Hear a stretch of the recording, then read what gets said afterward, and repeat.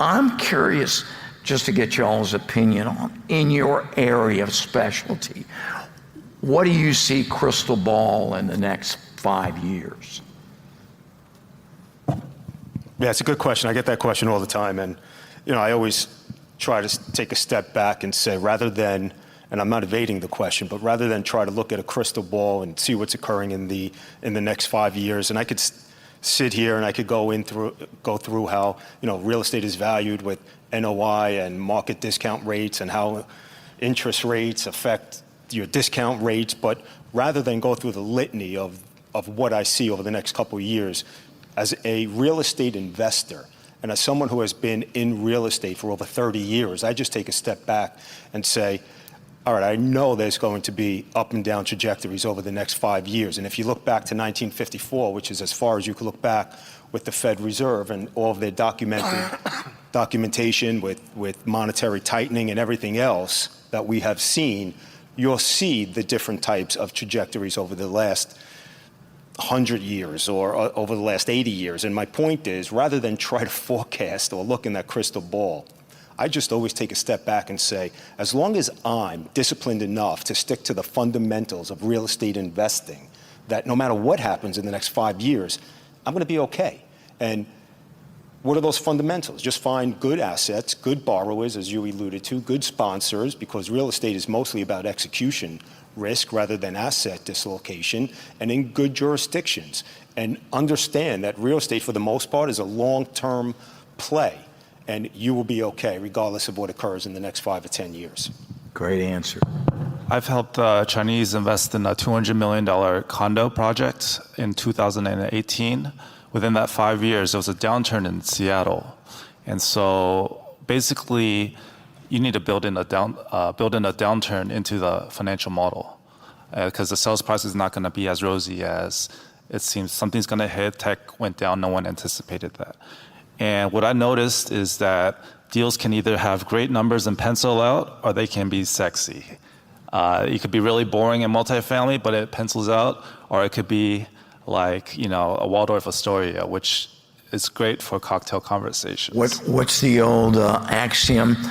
What is Italian for pro forma? Silly ass wild guess. Yeah. So I think we kind of cracked the code. Our Canopy by Hilton deal is a sexy deal, but it also falls under opportunity zone and historic building, which means you get your money back in 3 years. From year 3 to 10, it's tax-free on the upside. So that's a beautiful deal where you kind of take pride in the project in and of itself. If you ever stayed in one, it's just a beautiful location, and the numbers are just beautiful. You get your principal back thanks to the historic tax credits, and then upside on the tax. So on the back end, you're kind of covered. Smart.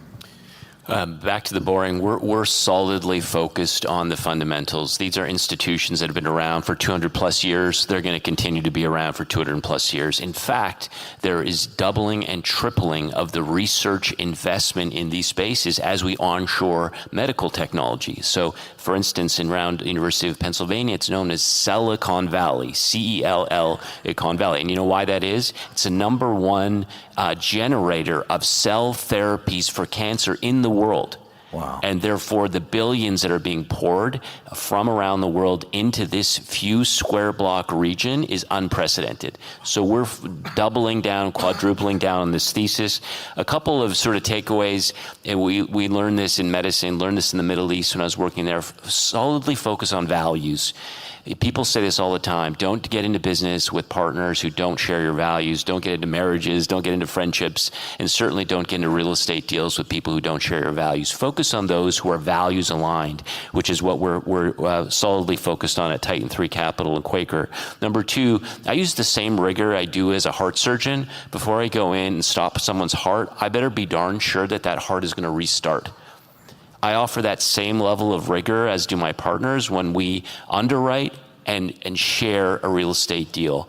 We have to be darn certain with whatever variables that are in front of us, with the rigor of financial analysis and extrapolation, that is going to perform at least at a base case, and we don't underwrite with cap rate compression in. That's an upside down the road. Number 3, we focus on operational excellence. In hospitals, it's exactly the same thing. We're focused on appreciation in revenue, decrease in costs, and flawless execution. And it's essential, as we found in all real estate deals. And finally, when you speak to a patient after heart surgery, it's about communication and transparency, even when things don't go as you planned. And we find it's exactly the same in real estate. So these are the areas that we're focused on. It's super sexy, but it's super fundamental, essential, and we believe this will be a path forward towards $1 billion portfolio. Great answer. So I just came from the United Nations General Assembly and Climate Week here in New York City. And there are an abundance of forecasts about the next 5 to 10 years in terms of sustainability, pledges that are being made by nations as well as local governments, and policies that are affecting all of us for the next 7 generations and beyond. In addition to that, and also there's a trend to net zero adoption by governments, which means that it's going to be regulated, starting in Europe and also in the United States, that properties in particular in real estate are going to need to adopt net zero practices, meaning they're going to have to implement climate tech solutions as well as ecological building practices and better holistic health resources for people and also for the planet. New developments are going to have new regulations, and also there's going to be an upswell in the private sector support of these regulations, especially with Gen Zs, because Gen Zs really care about the state of the planet, and they also are not going to put up with living the way that people have been living, siloed and in nuclear secular families and being separated from their communities and also from natural resources that are essential to sustain life. In addition, just a quick anecdote, there was a hurricane in North Carolina, perhaps you heard of it. The entire town of Asheville was decimated. And my property in the mountains near Asheville, about 45 minutes north, we have 48 well springs on the property, as well as an abundance of natural, clean spring water that flows effortlessly through the mountains and has been for centuries, if not beyond. So we've been providing clean water as well as crops from our farm to the local communities, and there's been a great community support from the properties that are growing food and are producing water to the local communities in Asheville, including lots of condo buildings, apartment buildings, lots of traditional investments. These types of climate solutions are very real. They're being experienced by people all over the world at different points. I personally work with communities that have experienced decimation as well as complete regeneration of their local communities. In addition, there's going to be, in the next 5 years, there's going to be a need and a demand for high quality food and medicines that come from places like the Amazon. And so and also nature-backed assets are becoming a very strong asset class.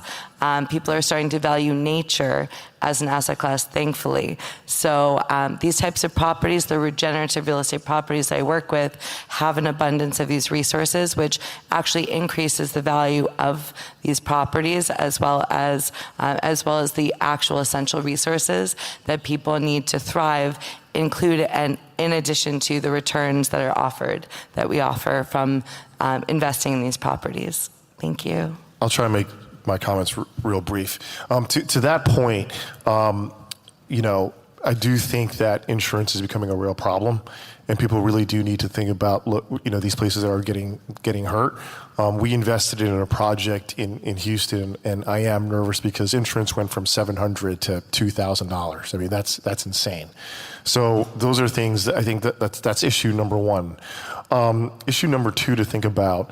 I think that inflation is here to stay. You saw the numbers come out yesterday. There's been 3 soft landings in the past, and after 3 soft landings, interest rates have started to rise again within a year. So if you were hoping that rates were going to go low and you bought something in 2021-22, try to get out of it next year and get refinanced, because I think it's here to stay. The last thing is really understanding politics. I love multifamily overall, but when you hear, the people talk about national rent control, that's scary, right? You take a look at it in New York, the only reason why New York has a shortage of affordable care is really because of the policies. There are 43,000 units right now in New York that are laying empty because it makes no sense to fix up the apartments because you can't increase rents. So those are 3 things that I think that that people who are investing in real estate really need to think about. Sasha, that's a great comment. And we are out of time, so I'd like to thank the panel for coming up, expressing their opinions. Thank you.